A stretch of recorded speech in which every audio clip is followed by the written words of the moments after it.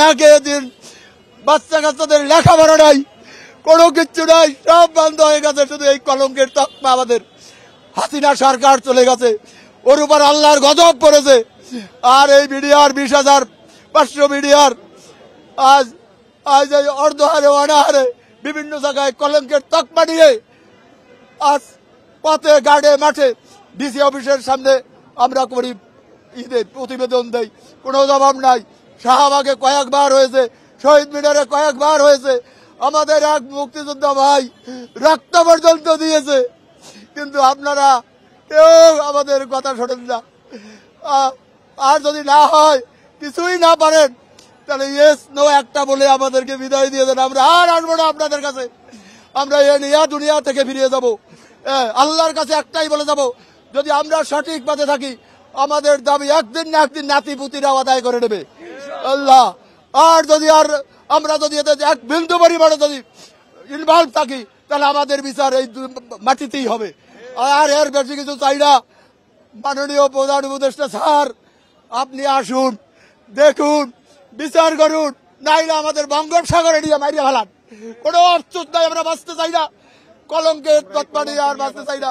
আমরা অনেকদিন আজকে 3 দিন আমরা নিরীহ সারা বাংলাদেশ থেকে বিভিন্ন ডিস্ট্রিক্টে আছে 3 দিন এখানে পড়ে আছি। আজকে একটা এই দেশের একটা প্রাণী এই সাইদ রক্তের বিনিময়, মুগ্ধের বিনিময় দেশ স্বাধীন, দ্বিতীয়বার স্বাধীন হয়েছে। আমরা স্বাধীন কিছু পাই নাই। আজকে এখানে যে আমরা পড়ে আছি, একটা শিক্ষিত লোক, বয়স্ক মানুষ কারো কানে যায় না। আমরা মূলত দাবি হলে আমরা পূর্ণ বহাল চাই, নির্দোষ ব্যক্তির চাকরি চাই, দোষী ব্যক্তির শাস্তি চাই। এখানে আমাদের কিছু নাই। আরেকটা জিনিস, আমরা সারা বাংলাদেশের মানুষ আমরা মনে জানেন না, অনেকে জানে না, এই যে একটা স্বাধীন কমিশন গঠন করছে, কমিশনের কিচ্ছু নাই।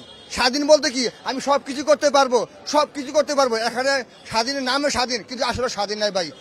বাংলাদেশের মানুষ জানে না যে আমাদের যে ফজলু সাহেব স্বাধীন কমিশনার প্রধান জেনারেল ফজলু সাহেব, তাকে সিগল লাগাই রাখছে, সিগল সে একটা সিগল লাগাই রাখছে, তাকে একটা ধারা দিয়ে দিছে।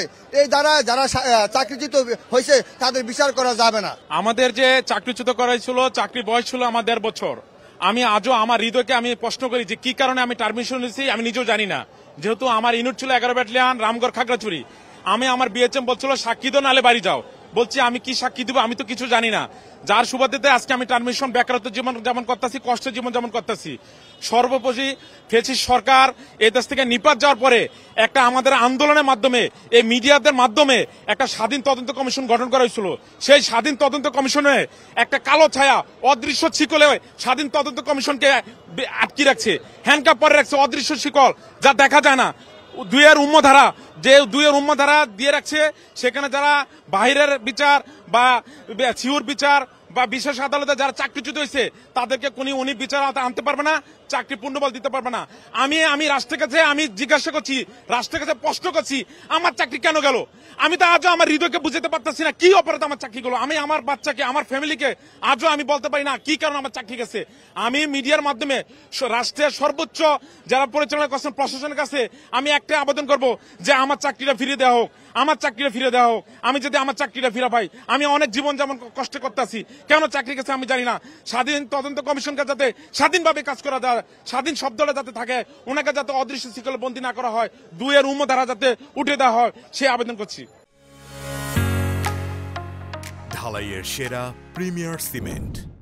আমি 76 বেঁচে ছিলাম, নতুন ট্রেনিং অবস্থায় ছিলাম, কিন্তু কেন চাকরি গেল এটা আমি জানি না। কারণ ট্রেনিং অবস্থায় যারা থাকে তারা আসলে এক কদম সামনে গেলেও স্টাফের অনুমতি নিয়ে যেতে হয়, কিন্তু ওই অবস্থায় এই ফিলখানায় কি ঘটলো না ঘটলো এটা তাদের জানার কথা না।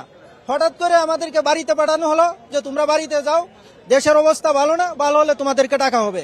এই যে বাড়িতে পাঠালো, ওই ভালো দিন এখনো আসে নাই, আমাদেরকে টাকা হয় নাই। আর আমরা এখানে বর্তমানে আসছি নেই প্রতিষ্ঠার জন্য। সরকারের কাছে, ছাত্র জনতার কাছে, রাজনৈতিক দলের কাছে আমাদের আবেদন, আমাদের ন্যায় প্রতিষ্ঠার জন্য আপনারা আমাদের সাথে আসুন, যাতে 24 অভ্যুত্থানের পরে যেন বাংলাদেশের ন্যায় প্রতিষ্ঠা হয়। আমরা যদি ন্যায়ের পক্ষে থাকি, আমরা সঠিক যেন বিচারটা পাই। এই জন্য আপনারা ঘরে বসে না থেকে আমাদের পাশে এসে দাঁড়ান। রাজনৈতিক দলের কাছে, ছাত্র এবং জনতার কাছে আমাদের এই আবেদন, আমরা যদি সঠিক হয়ে থাকি আমাদের পাশে এসে দাঁড়ান, যেন যে প্রহসনের যে একটা নাটক করা হয়েছে, একটা বিচার করা হয়েছে, ওই বিচারটা ফ্যাসিস্ট সরকারের সবকিছু যদি বিলীন হয় তাহলে আমাদের বিচারটা কেন বিলীন হবে না? ফ্যাসিস্ট সরকার যা করে গেছে সবকিছু যদি ভুয়া হয়ে থাকে তা আমাদের বিচার কেন ভুয়া হবে না? সবকিছু বাতিল হয়ে গেছে, কিন্তু আমাদের সৈনিক ভাইদেরকে 3 বছর 5 বছর জেল দেওয়া হয়েছে। জেলের মেয়াদ শেষ হয়ে গেছে আরো 10 বছর আগে, কিন্তু এখনো তাদেরকে কেন আটকে রাখা হয়েছে? তাদেরকে কেন ছাড়া হয় নাই? এটা কি আমাদের সঙ্গে প্রহসন করা হচ্ছে না? 24 অভ্যুত্থানের পরেও কেন আমরা এই প্রহসনের শিকার হব? এখানে আসছি আমরা বিডিআর সৈনিকরা চাকরিচ্যুত হয়েছি, আমরা আমাদের পূর্ণাঙ্গ ন্যায্য দাবি নিয়ে আসছি। আমার প্রশ্ন হচ্ছে যে আমাদের দাবি তো সঠিক বিচার। আমি এই সঠিক বিচার করি, যদি আমি অপরাধ হয় আপনি আমাকে সাজা দেন, তাতে কোনো দুঃখ নাই। কিন্তু আমি অপরাধ করলাম না, জানলাম না, শুনলাম না, আমাকে বিনাইতে বাড়ি থেকে পাঠানো হলো। আর এটা তো আমাদের আন্দোলনটা শুধু আমাদের না, এটা তো দেশের জন্য। তখন এখানে দেশের একটা সঠিক আইনটা তো আপনি প্রয়োগ করবেন। এখানে আপনি কর্তা, আপনি দেখবেন না এখানে আমরা যে আমাদের দাবিটা কি অযৌক্তিক না যৌক্তিক আপনি দেখেন। যদি অযৌক্তিক হয় বলে দেন যে তোমাদের দাবি অযৌক্তিক, তোমাদের দাবি আমরা মানি না, সেটুকুই বলেন। কিন্তু সেটুকু তো বলতেছেন না। আর এখানে যে কালো ছাপা যেটা বোঝানো হচ্ছে, এই ঘটনার সাথে যারা মূল জড়িত তারাই এই অদৃশ্য শক্তিটা এটাই করছে। যদি এই সঠিক উদ্ঘাটন করা হয় তাহলে ওই সব অদৃশ্য লোকগুলাই অনেক কারণে বিচারের আওতায় আসবে।